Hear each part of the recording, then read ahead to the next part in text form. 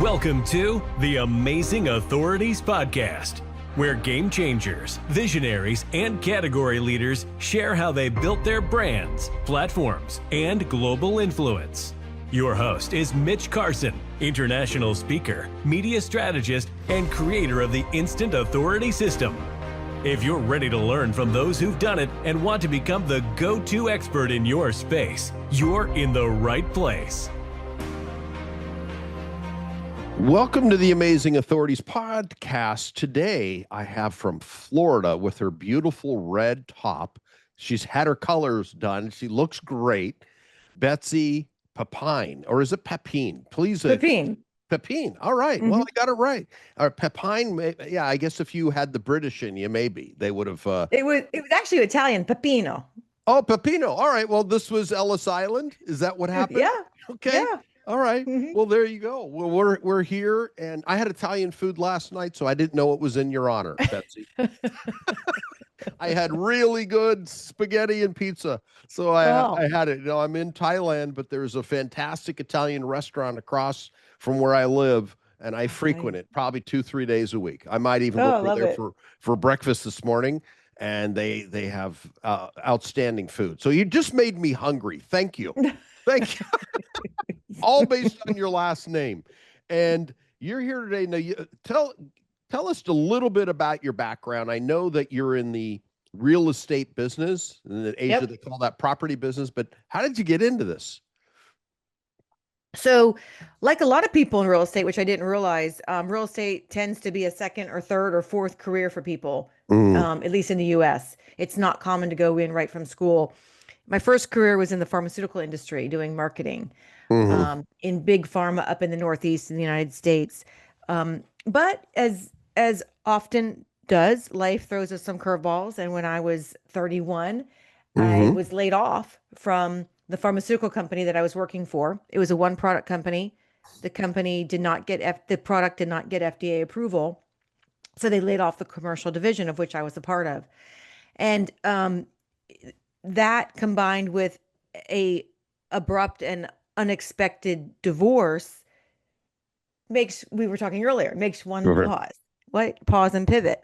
And so I used that time to reevaluate my life and the trajectory I was on, and decided that perhaps source, universe, God was telling me that I wasn't on the right path. And what would I be doing if I was given the chance to start over, which I really was being given.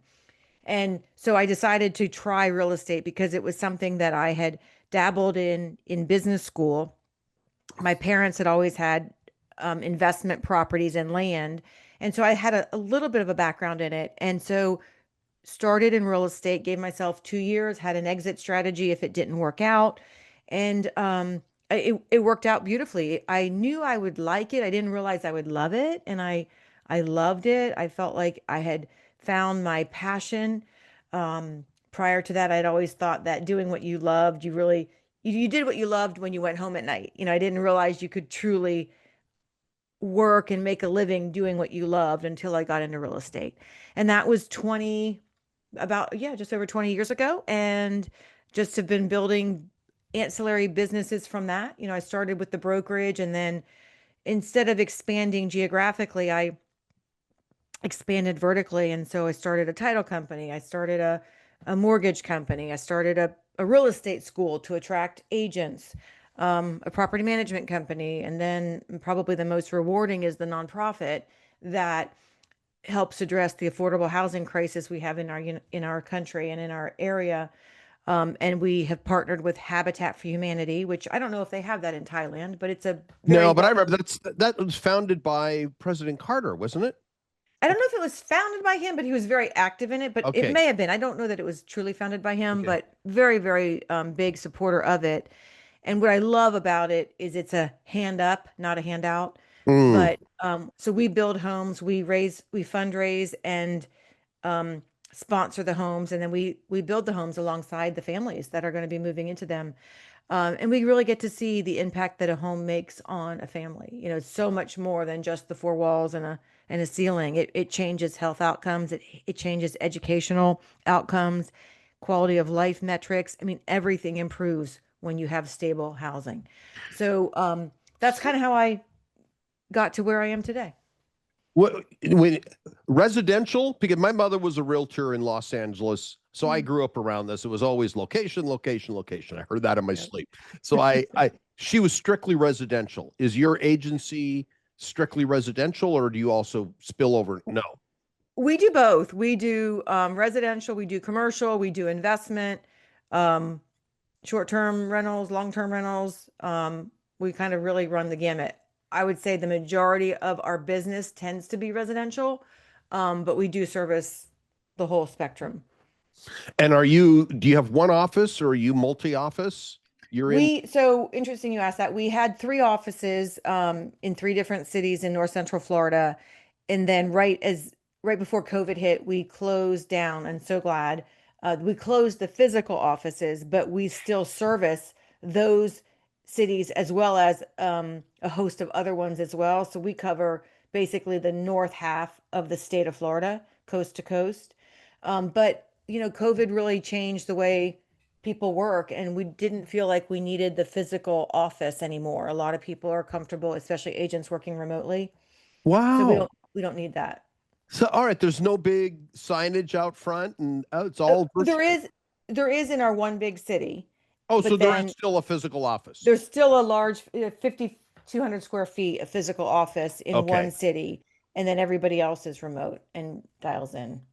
Okay, well that makes it simple because all right, that's just reduce the heavy. I get it. Yeah. COVID was a major pivot for me too in my work, and today we're in a hybrid world, aren't we? Right.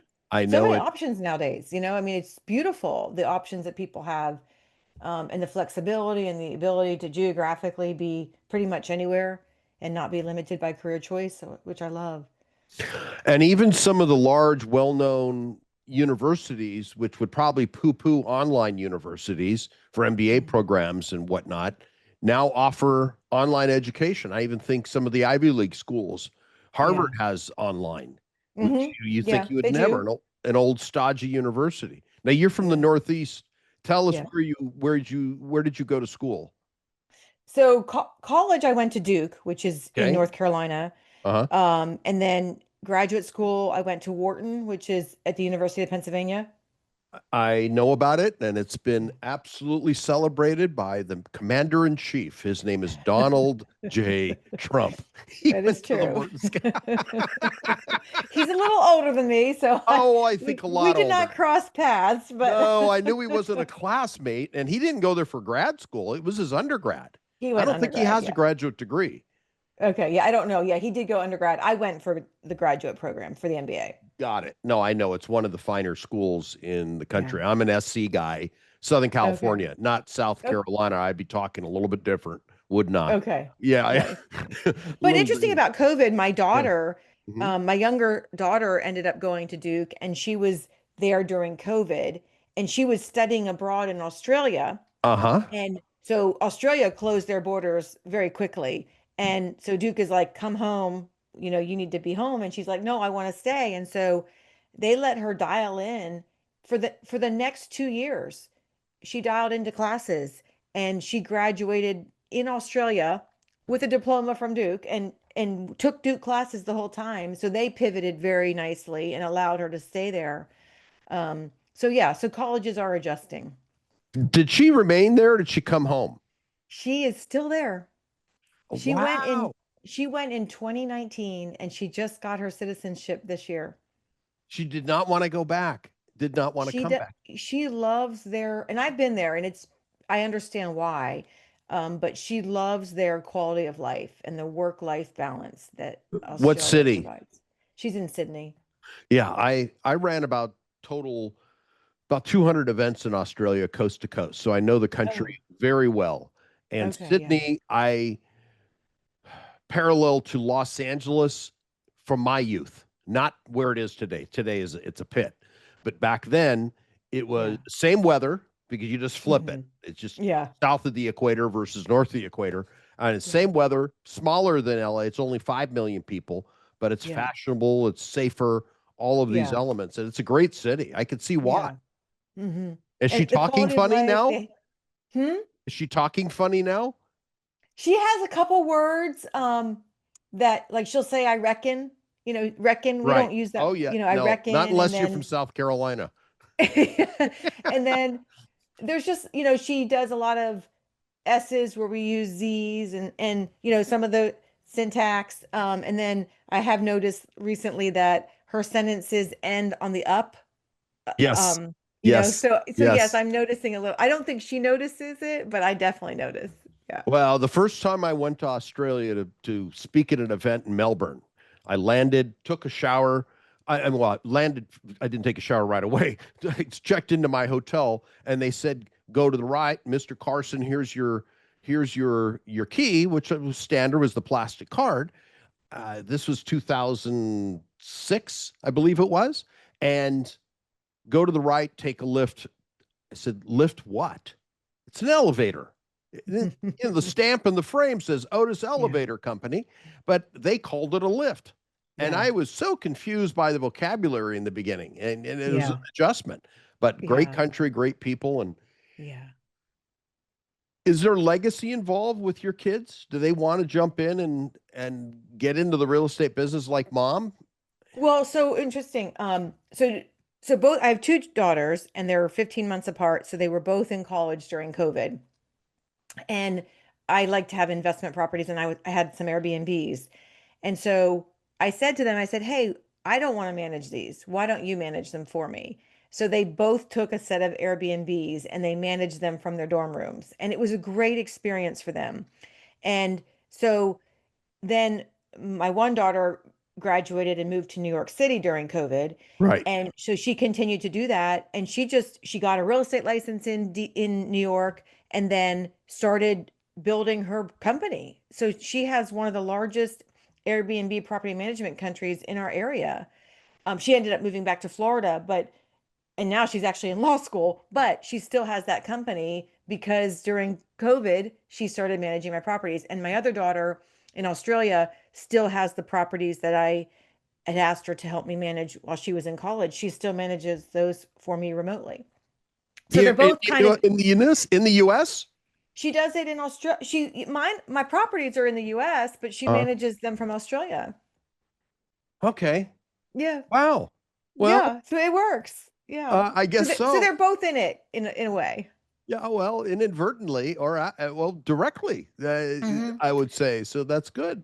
Directly, one of the things I really advocate for everybody, including the agents that work for me, is having multiple sources of income. And my parents drilled that into me when I was a kid. They modeled that for me and my sisters, and it really gives you so much freedom. And so I wanted to encourage that for my daughters. And so that's a source of revenue for them that, if all else fails, they have they have a stream of income. Well, and the other during COVID, which is an interesting discussion, we could talk about this forever. There was something called essential services, where food, Mhm. restaurants thrived, delivery Yeah. thrived. That whole sector Mhm. of food or Mhm. restaurants making big money thrived, and it's still there today. People got Right. accustomed to grab food and Mhm. or what's or Uber Eats, Mhm. Oh Uber yeah. Eats. Housing, people still need it Right. badly. No, we were considered essential. If Florida was one of the best states to be in Yes, during COVID yes. because COVID helped us. I don't like to say that because I mean, I understand the devastation, but from from an employment standpoint, it was one of the best things that ever happened to us because people flocked to Florida to get away from the cold weather. They could work remotely. Why not be at the beach? I mean, Airbnbs were doing phenomenally in Florida. So it really, and we never, like Philadelphia, Pennsylvania, where I'm from, they shut down. They were not considered essential for some period of time. We did not miss a day of work. We were never not considered essential. Yes, and that's one thing about real estate. You mentioned multiple streams of income. Hmm. I know Robert Allen wrote a book on that from the real estate industry, and he called it Multiple Streams. It was a New York Times bestseller. Oh, okay. No, no. Yeah, he's spoken. I've been on stages with him around the world. He's a big real estate training guy. He's in his 70s now, but his book is Multiple Streams of Income. Yeah. And Yeah, it became a New York Times best. He's written like 4 of them, all in the real estate sector. But he's in the real estate multiple streams of income. You own a title company, you've got a mortgage company, and then you said the nonprofit. What happens if the real estate market tanks? What if interest rates go up 200 basis points? I don't care if you've got a title company, but they're all interdependent. That's Yes, no, vertical integration. that's very right. So that's very true. So we also have a property management company. And Okay. so usually, not always, but usually when sales are down, rentals are up and vice versa. So that helps equate it. But I also only put so much of my personal income in real estate, and I have diversified in crypto and in the stock market. Those are the 2 probably big things that I park money in as well. So I'm diversified. My portfolio is diversified as well. All right, Betsy, I'm curious now. This is a little bit of a personal question. I was a stockbroker years ago with Merrill Lynch. I went to their training program in Princeton, 3 weeks, and it was fantastic. I understand the markets, the equity markets, understand the bond markets. I know how they work, why they work. How do you make sense of crypto? That's what I don't get. It's buying into what? I was mining crypto until about 3 months ago. Well, what does that mean, mining it? Do you have a pickaxe? I just So- don't get it. Nobody's explained it to me properly. What's the PE? What are the fundamentals? I'm a Graham and Dodd aficionado of investments, and I just don't get it. I'm an MBA also, and I don't get how do you put anything underneath it? But how do you put anything underneath our own currency? It's all based on trust, right? All right. Well, currency's different. Okay, I'm talking about buying into companies. Let's blue chips. I'm not going to refer to IBM. That's been a disaster. At one time, it was considered a blue chip. But what about Procter and Gamble? Classic. Those are consumables that we all need. We need hair products. We need food. They're diversified. Right. That I understand. PE, price earnings ratio. Get it. Cash flow. You can look at that deductively. But how do you look at crypto in a way that makes sense? And I want to be educated because I'm the first to admit that I am an early adopter of things. I jump into things and then I research them. Oh my gosh. Okay. So, but I don't sounds like a marriage. Well, so no, that's not true. But I mean, I love the concept of not being dependent only on paper money. And so, and I love new technology. I see the value in it. I love the idea that you don't have to pay a ton of money and wait several days to transfer money overseas. I mean, we sometimes see that even with real estate where people in other countries trying to get their currency over here, closings are delayed because we can't quickly get money, and it's crazy. So I like this, they've reduced the obstacles of that of payment. All right. So I see a huge value in that. And so and then mining it was just, you just buy computers and I did it through a mining company. So I had nine computers going out, and I think they were in Texas and what was the other location? Georgia. Okay. 6 in Texas, 3 in Georgia. And the problem with mining is it is very resource intensive. A lot of electricity, I understand. Yes, a lot of electricity. They're down all the time. I know there's emissions issues, things like that. But anyway, so you mine the crypto, then every so often they deposit some amount in your bank. Don't put it, you have to be careful about what crypto wallet you put it in, because I learned the hard way, because like I told you, I don't do a ton of research before I invest. Okay. And I had it in the Celsius wallet, which went bankrupt. So I was like, oh my gosh. So I lost a chunk of money because the company went belly up. And like I had earned the money, but I had deposited it basically in a bank, but it was a crypto wallet that went belly up. So there's definitely risks. You can only do this with money that you can afford to lose. But I find it exciting to be in what's just dabbling in what's up and coming. Well, and then in some cases, it does turn out well. I shared the stage with a man in Singapore some years ago. It's probably been about 10 years. It was before the pandemic. And he bought 20,000 shares of uh, Bitcoin at Hmm. that time. 20,000 shares. I think he said it was less than $1 when he bought it. And I did the math on that too long. This is a man that was already hugely successful in my industry. Right. And he was Right. speaking around the world, and he started some very big courses, extremely successful. This is a man that reads a book every morning from 4 Hmm. a.m. till 7, and super brilliant man. And he bought this as I'll try. I'll throw 20 grand at it. If you Right. do 20, if you run the numbers, 20 grand, it's over $1 billion. Wow. Yeah. $1 billion. And Yeah. so he could afford a steak dinner, for Yeah. any number of families. I think he could do Yeah. all that was just one of his investments. I think it's Yeah. probably one of the best, but 20,000 shares. I looked, Right. and then he told me about this 10 years ago. And I said, I don't know. I posed the same question to him. I said, why did you invest in this? Hmm. Why? I don't get it. He's a smart Hmm. guy. And, Hmm. and an attorney by trade. And he said, I invested in the .com boom, and Yeah. that some of those worked out, some of them didn't. I sold in time, and this might as well. Right. It's new. Right. He gave the same answer you did. I like Yeah. to be cutting edge. He was in his 80s already. He said, "What the heck?" Yeah. and Yeah. and did it. And it's fun. Like I don't for some reason I want that. Like I don't want to me just putting money in the stock market is not very interesting to me. No, I know. So I do Not like sexy, is it? right. And so s- sometimes I think even if I lose some money, at least it was fun and I learned Okay. something. You know, Vegas is calling you, my dear. I do like Vegas.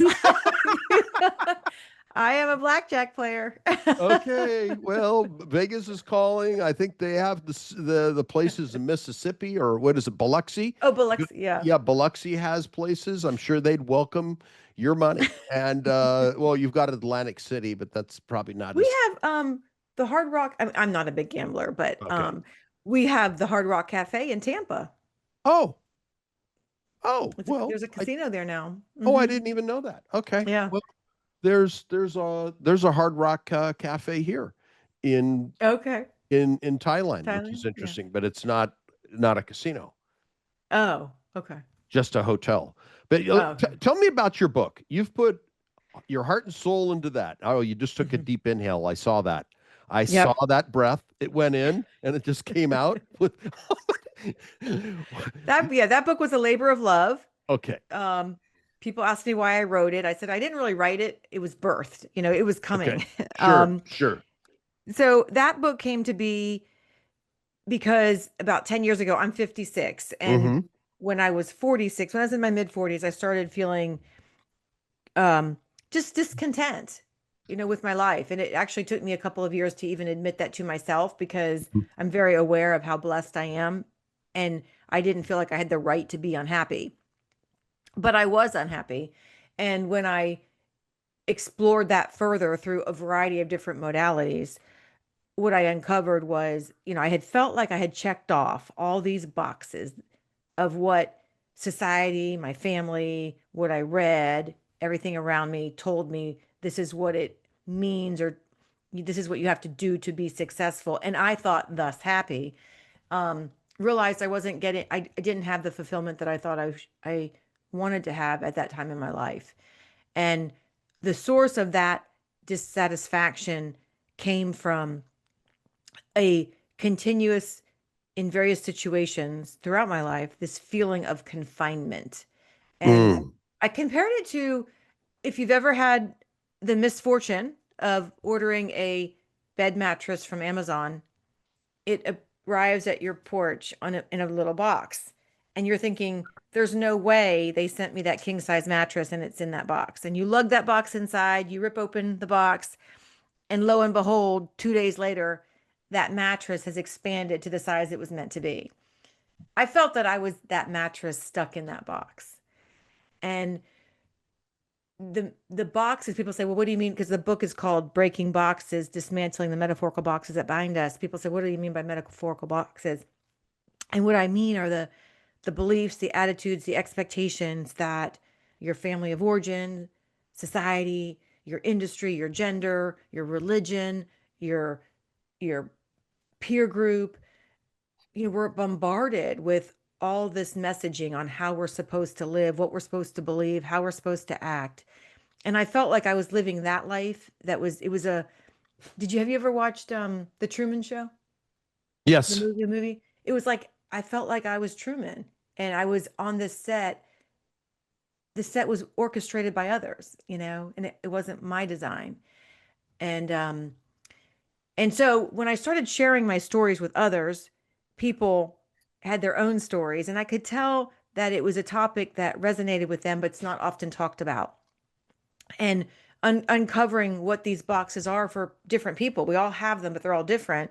And then why, if we know they are no longer serving us, why do we choose to stay in them?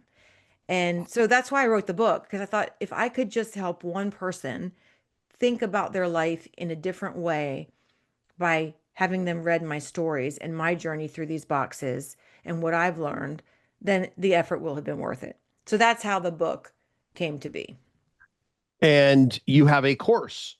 Yep, I have a course because once I wrote the book and started talking on podcasts, people said, I love the book. How do I do this for myself? Because the book was a lot of my stories, a little bit of how to, but a lot of my stories. And so then the course is a follow up to the book, which really addresses the recipient. And okay, let's walk through how do we define or how do we uncover what boxes are holding you back?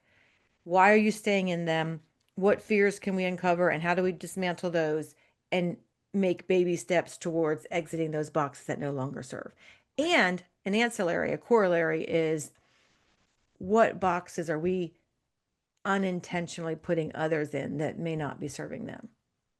Oh, that's an interesting way to look at it. Yeah, that I hadn't considered. What are we putting on other people? Judgments, Yeah. maybe, and restricting our beliefs with them or giving them latitude to be more than what we have Yeah. assigned. Okay. Yeah. Interesting. Well, I didn't intend this. I love doing what I do today as a host on podcasts. I meet interesting people all over the world. And it brings me back in many ways to my own life and talking about pivoting. You mentioned you're now where you are, and 10 years ago, you felt this way. I went through a major pivot at age 45, which is similar and not a midlife crisis. I went through that at 40, and then I bought a pickup truck for some reason. And then that went away. Then I bought a Maserati, which suited me more. And that was my fun car. And that was a celebration of my success. When I made over seven figures in a year, that to me was my validation. So I went and bought a Maserati. And then 2 years later, I went through the fight of my life, which is called the divorce. And that was a pivot point. And when all the dust settled, I mean, I know you went through one of those yourself, and I'm not picking a scab. It's just part of life. We're just part of the American population, especially from our educational backgrounds. It's quite common to have one of those in the on the balance sheet. All right, it's there. It's just part. Okay, it's all right. I'm in the club. It's not exclusive.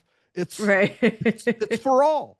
I reevaluated where I was going, and I had worked my butt off 90 hours a week easily on building my business. And then it all evaporated because the lawyers took so much money. And I think they're the biggest thieves in the world. Family lawyers. They live off pain and misery. We are talking about that a little bit before we began. There are people that enjoy seeing other people suffer. And I think they're part of that group. Family lawyers. And I'm not talking about criminal, that's a different discussion. They live into that, and then they profit and say, oh, well, it wasn't so bad, was it? No, your pockets are fat. Look at mine. But my evaluations changed. Did you change what was important and what wasn't after going through this catharsis of what my you went gosh. through 10 years ago, which was then the impetus for writing your book? Yes, yeah, it changed in during my divorce, and then it changed again. They continually evolve, but yes, Okay. absolutely, they changed. And now, I spent so much of my life doing Mm, and striving, executing. and yes, and I'm at a point in my life where I'm like, I'm really focusing on being, Mm, which is huge shift for me. I mean, I was okay. like the Energizer bunny, and it was always like, what's next? What's next? I would finish one thing and I wouldn't even, I'd barely pause, and it's like, what's next? And Mm. I love this word enough. I have enough. I am enough. I, you know, and so I feel like I'm going through another metamorphosis, and it's just being so comfortable just being. I don't have to produce every day. And because I felt like that was how I felt like I was valued. And I felt like I didn't have value if I wasn't producing. And I'm learning. I'm still on this journey, but that no, I'm enough, and I don't, it's okay. I don't need to produce, and just embrace being. We're here for such a short period of time. That becomes Big time. incredibly apparent as you get older, Yes. and nothing is guaranteed. And so I mean, I literally, I wake up every morning, and the first two words out of my mouth out loud, I live alone, but well, I live with my two dogs, but I just say thank you, like thank you for this day. And I'm truly grateful to be here. And I wasn't like that 10 years ago. I took it for granted, and I don't know if that's just because of what I've been through, but also through as you get older, you are just so, you realize how lucky we are. So yeah, my values have changed immensely. Well, and it's there. I look at these different points in time because personally, why I do now what I do, I sit in front of a microphone and run podcasts, and I do a lot of my work remotely, had nothing to do with COVID, or might have because of the vaccination caused the health issue that I'm going to disclose. 2 years ago, I had a heart attack, and that changed everything. It was Mm, grounding, it was eye opening, and we're finite. mhm. In 200 years, no one's going to remember who we were unless I you're know. Donald J. Trump or the Right. equivalent thereof. And without Right. that title, that type of impact and legacy, one generation, two generations might be able to refer Yeah. to mom or grandma Betsy. Hmm. But after that, we're in the ground, maybe have a tombstone to Yeah. celebrate Hmm. a distant memory. And Yeah. it's live now, Hmm. live now, do what you got to Hmm. do now. And that Hmm. health snapshot woke me up personally. Have you had something like that that was a major pivot, a major impact where open your eyes or was it a slow progression to where you are now? You mentioned you're 56. There are different Yeah. stages in life. Yeah. I think it was just for me, and I've been very blessed. Like I haven't had a health scare. My Okay. family lives forever. We don't have unexpected deaths, which is very nice. But I think it's been slower for me. But I mean, classmates of like I'm back in my hometown, Mm-hmm. and there's classmates on a somewhat regular basis, classmates meaning the people I grew up with and went to grade school, middle school, and high school with, that die. Yeah. And they're Oh, it's not going to they're get not worse. unhealthy. It's going to They get look, worse. yeah, right. And so it's like and then I've had, you know, oh my gosh, I can't count the number of agents and staff that have lost or have that they've either lost a sibling at a quite young age or a child, um, or they are going through a life-threatening condition. So I mean, I feel like for some reason I've been insulated personally by it, but it is all around me, and it gets closer and closer. So I think that's what's really made me understand how how blessed we are to be here every day, and how quick. And then I've also, read some books where Mm-hmm. when you put us, and I've traveled the world, but Mm-hmm. even that's so small compared to the universe. And so we're just such a um, yeah, we're just such a small, you know, infinitesimal piece of this whole puzzle. It humbles you and makes you, I think, grateful. It does. What is Betsy's routine? You've now gotten to a point, and I find most successful people, albeit Mhm. men, women, or other, I got to be careful because there's wokeness in America. Uh, Mhm. what is your routine in order to stay on the track? Because Yeah. I find that that's necessary. A lot of Yeah. people's. So I I'm really into track. I have a daily tracker, so I track my habits, which Okay. and so I'm always working on some incorporating new habits. And once a habit becomes ingrained, then I can roll it off my tracker. Um, but I daily practices include for me to keep me grounded and centered. Meditation, yoga, Check. not as much. I love yoga. I wish I did it daily. I don't do it daily, but I do it. Um, Spending time in nature every day, Okay. spending time with my dogs every day. Where are you in Um, Florida, by the way? Because you mentioned nature. I'm in Gainesville, North Central Gainesville. Florida, Okay. University of Okay. Florida.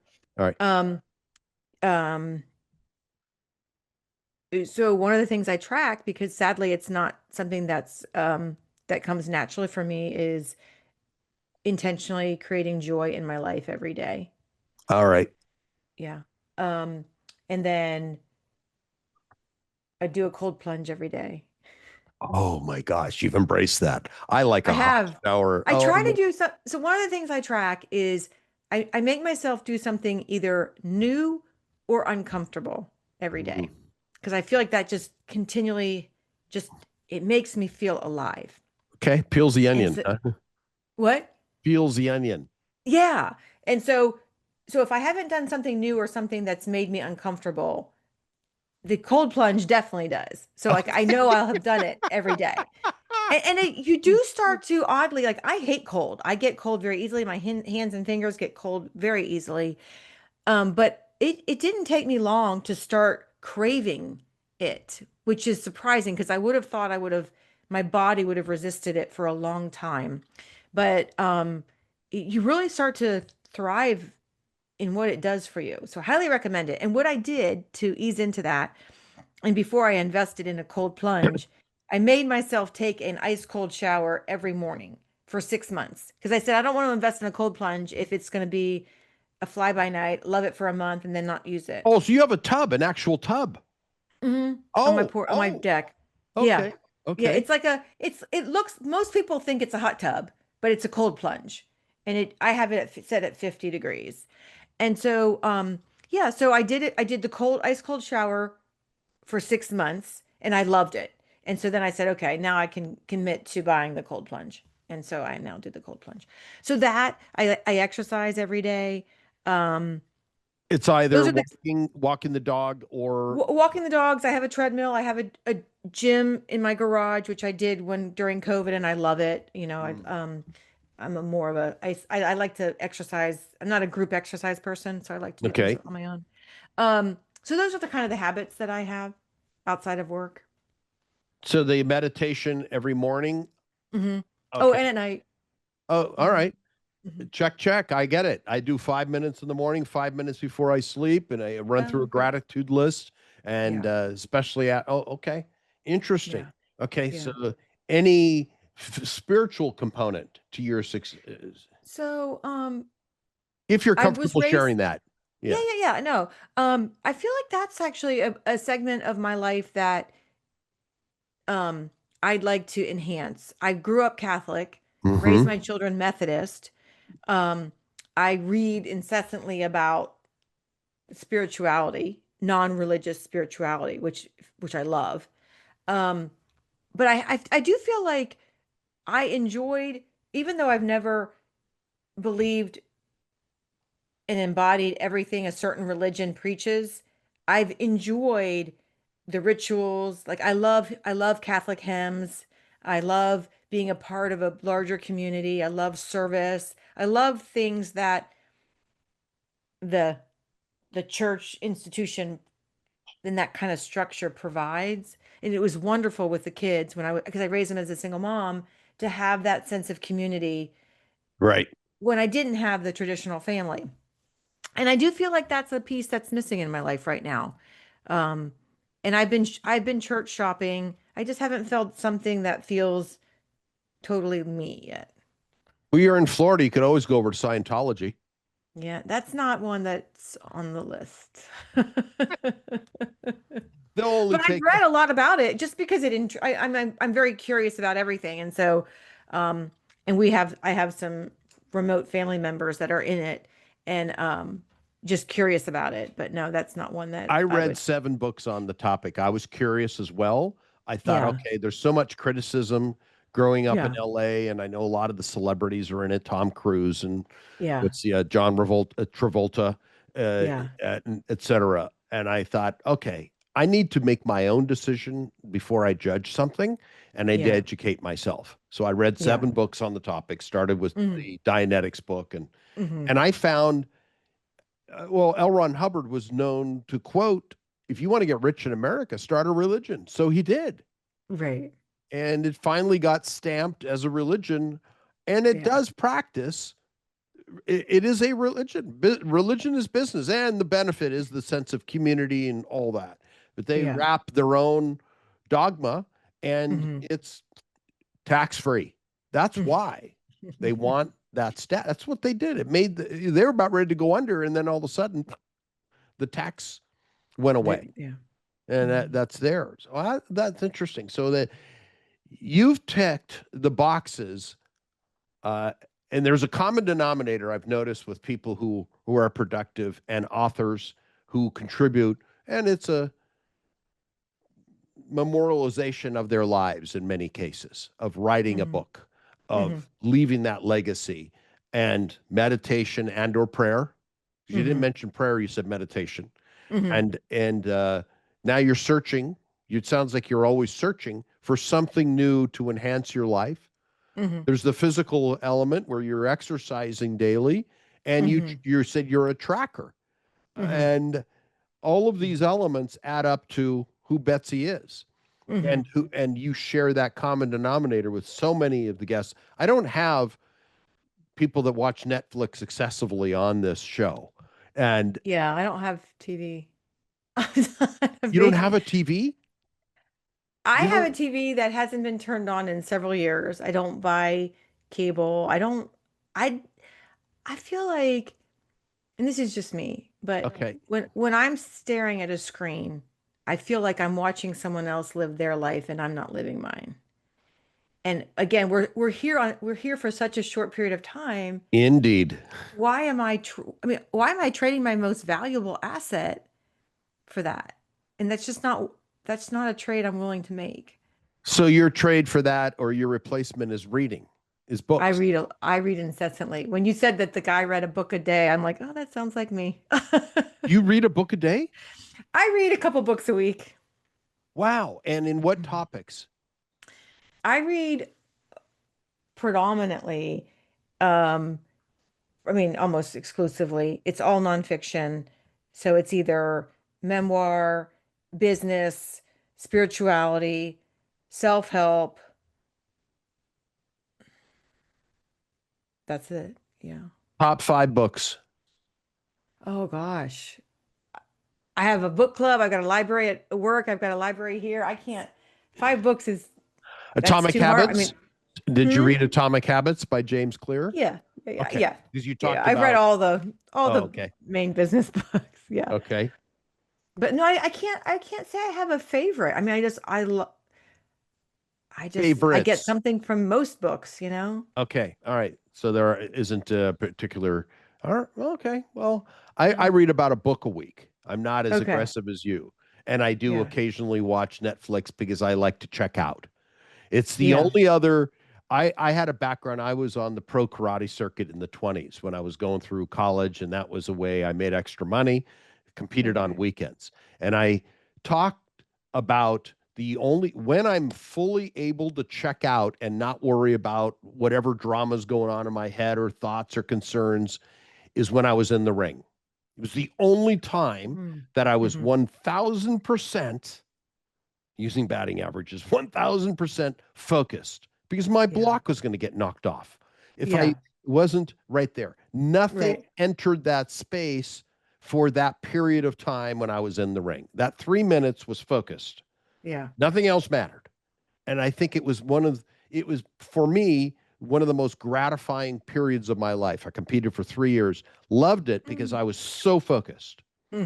As much as I can with meditation, which is daily practice, I do my best, but still other thoughts invade. I haven't gotten to that point. Maybe I need to be Indian or something and sit in a lotus and not bathe. And I'm sitting there, and then I'll maybe be able to focus because I'll be so overwhelmed with my body odor. I don't know.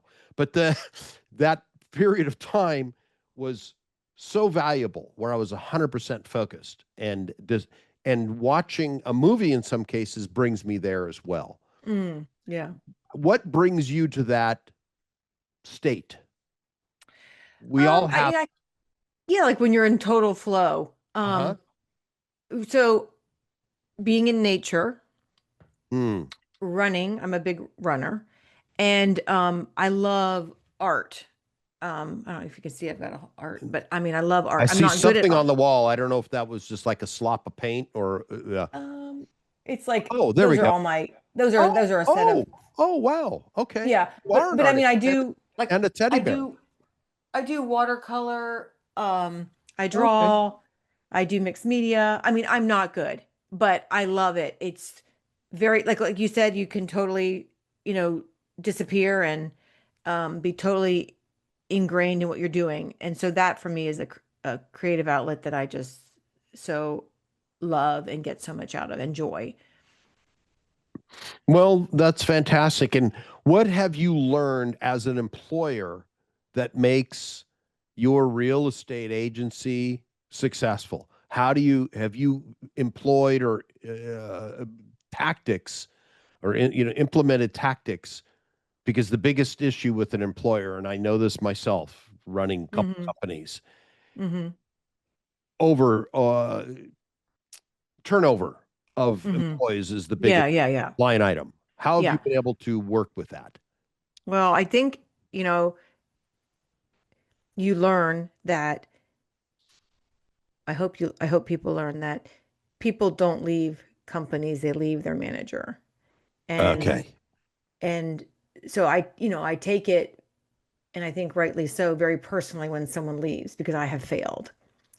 And I think at the end of the day, everyone wants to just feel like they are seen and they are heard. And so if they know that and feel that, they most likely will not leave. And so usually when someone's leaving, I feel like I have failed in creating a culture where they feel seen or they feel heard. Most people leave their manager, and you don't think it has to do with pay or anything, or does that? Study in real estate studies have shown time and again, people do not leave for higher splits. They don't. They leave because they don't feel valued. They don't feel like they mean anything to the bigger picture. They don't feel a part of something greater. They'll leave for culture. They'll leave because they don't feel like they're being treated well. They don't see a path for their growth, but they rarely leave for money. Okay, I would have thought that. That's okay. Well, maybe in your industry, and I know personally, I had a great personal assistant in the Philippines, and she disappeared 2.5 weeks ago. No notice, no nothing, just disappeared. Doesn't answer emails, doesn't respond to her phone, just disappeared. I have no idea what happened. She essentially quit, but I have no explanation. I have no idea. Just disappeared. Had a lot of personal information, including one of my key credit cards. So I had to go through change. I don't know what happened. Strange. Now her behavior had changed a little bit, but who knows? Could have been a personal situation change. And I'm wondering, like, what happened? Was it me? And based on what you said, I think, well, maybe I need to look at myself. I wasn't doing something about appreciating her, but I thought she was fantastic and told her every week. But more. Well, we do. I'm really big on exit interviews. Yeah, I don't even know I wasn't able to do that. Right, because she's disappeared. Yeah, that's the problem with remote workers. Yes, thanks for that. Oh my God. This has never happened. I've used Philippine workers for over 15 years now. Yeah. And it was a great solution, and things happen, different culture. But I've never had anybody just totally disappear. People quit or send me a text, say, I'm quitting.